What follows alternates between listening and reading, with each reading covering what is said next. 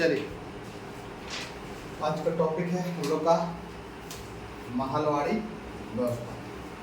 ठीक है जी। ब्रिटिश कालीन अर्थव्यवस्था में हम लोग इन तीन चीज़ों पर डिफाइन कर रहे हैं। ठीक है, तो जिसमें से हम लोग क्या है, महलवाड़ी व्यवस्था। इससे पहले हम लोग देख चुके हैं आपका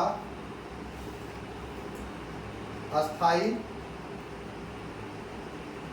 बंदोबस्त पर चर्चा किए थे। ठीक है, इसके अलावा हम लोग ने चर्चा किया रैयतवाड़ी व्यवस्था। ठीक है, ये दोनों चीजों पर हम लोग चर्चा किए हैं। ठीक है, तो अस्थाई बंदोबस्त जो था, इसमें कौन व्यक्ति थे? पहला मुख्य रूप से आपका जमींदार प्लस सरकार यहाँ काम कर रही है। ठीक है, रैयतवाड़ी जो व्यवस्था था, इसमें आप देखते हैं कौन काम कर रहा है, रैयत माने डायरेक्ट हो गया। अब यहाँ पर क्या है, किसान प्लस सरकार, ये दोनों का यहाँ पर हम लोग देखा। ठीक है, तीसरा पॉइंट ऑफ व्यू में अगर यदि चर्चा करते हैं तो आपका हम लोग जो अभी चर्चा करने वाले कौन सा, महलवाड़ी व्यवस्था। तो ये व्यवस्था जो था आप तीन रूप में देखेंगे। तो इसमें कौन आ जाएगा, यानी कि आपका मुखिया प्लस सरकार। हर जगह तो किसान शोषित हुए हैं। ठीक है, काम सब कुछ कौन किसाने करता है, लेकिन शोषित क्या होता है, वही होता है। ठीक है, तो यही चीज यानी कि आपको देखने को मिलेगा यहाँ। ठीक है, महल का तात्पर्य क्या होता है, महल का अर्थ होता है, आप याद रखिए, गांव। ठीक है, इसका मतलब हो गया आपका गांव। तो यहाँ पर देखिएगा, इस व्यवस्था में गांव स्तर पर सरकार का लगान संबंधी समझौता हुआ। ठीक है, और इसके लिए वो मुखिया को अधिकृत किया गया है। यही चीज को समझना है आप लोगों को। ठीक है, गांव स्तर पर सरकार का लगान संबंधी जो समझौता हुआ, तो इसमें इस व्यक्ति जो मुखिया को क्या बनाया गया, मैन बनाया गया, अधिकृत बनाया गया। अब यानी कि मुखिया सब कुछ करेगा। जैसे हम लोग अस्थाई बंदोबस्त में किसको देखे थे, जमींदार, यानी कि इसको अधिकृत बनाया गया था, और वही क्या करेगा, टैक्स उठाता था और फिर सरकार को देती थी। तो उसी तरह से यानी कि महलवाड़ी व्यवस्था में अधिकृत व्यक्ति यहाँ पर मुखिया को बनाया गया है। ठीक है, तो ये चीज को आप लोग देखें। और इस व्यवस्था का जो जनक यानी कि शुरुआत करने वाला व्यक्ति है, आपका हॉल्ट मैकेंजी को माना जाता है। ठीक है, और हॉल्ट मैकेंजी ने ही क्या है, आपका महलवाड़ी व्यवस्था की शुरुआत की। ठीक है, और इसको 1822 में इसको लागू किया, किसके द्वारा, हॉल्ट मैकेंजी के द्वारा ही इसको लागू किया गया है। ठीक है, समझ में आया। और महलवाड़ी व्यवस्था देखिएगा, भू राजस्व का निर्धारण, मतलब इस व्यवस्था में भू राजस्व का निर्धारण महल या गांव के आधार पर किया जाता है।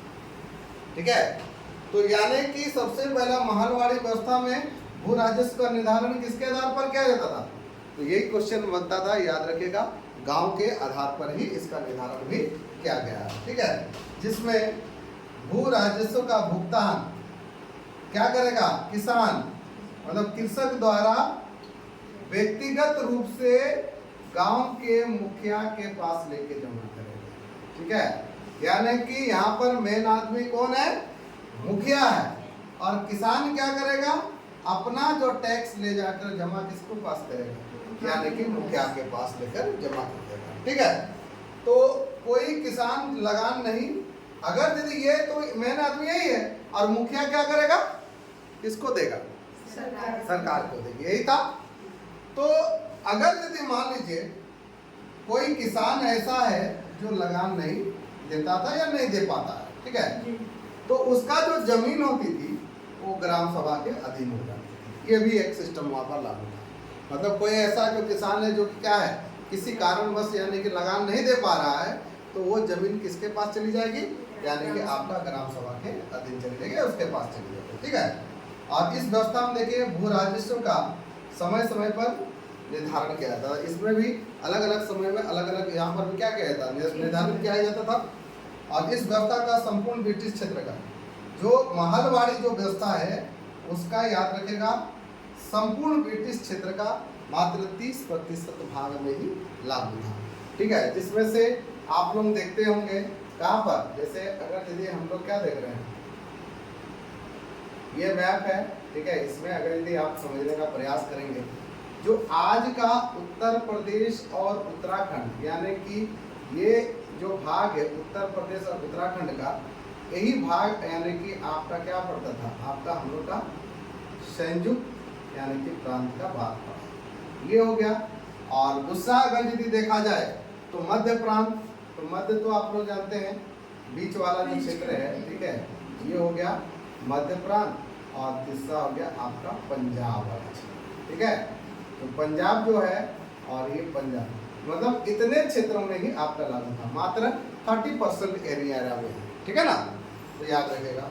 और इस व्यवस्था में अत्यधिक भू राजस्व की राशि के कारण किसानों का शोषण होना। ठीक है। इसका शोषण होता है और ज़्यादा से ज़्यादा यानी कि राशि अगर यदि होगा तो ऑटोमेटिक आप लोग जानते हैं कि शोषण किसका होता है, यानी कि किसानों का ही यहाँ पर शोषण होता है। ठीक है। और यहाँ जमींदारी व्यवस्था के साथ देखिए जिस तरह से अस्थायी बंदोबस्त था, जो जमींदारी व्यवस्था थी वहाँ पर। ठीक है। और उसी व्यवस्था के समान गांव का मुखिया के रूप में एक शोषक वर्ग तैयार हुआ। ठीक है।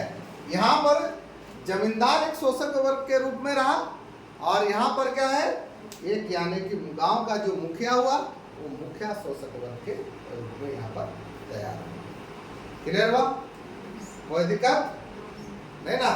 तो यही है था आपका हम लोग का महलवाड़ी व्यवस्था। समझ में आ गया? ठीक है। चलिए तो समाप्ति।